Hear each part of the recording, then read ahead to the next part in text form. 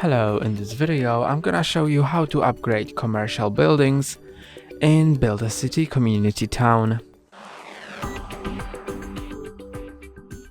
You can increase the number of available workplaces in your city by either building a new workplace or upgrading the commercial building.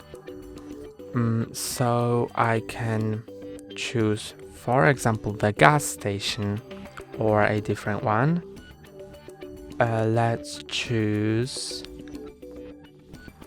the clothes shop, and now I can upgrade it either instantly or with cash. For that time it's gonna be 1 minute and 15 seconds.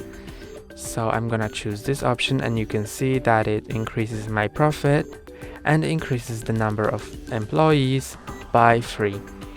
So let's upgrade it for 5,000 cash, and now you need to wait until it upgrades and it's gonna increase the number of workplaces. That's all for today. Don't forget to like and subscribe. See you next time.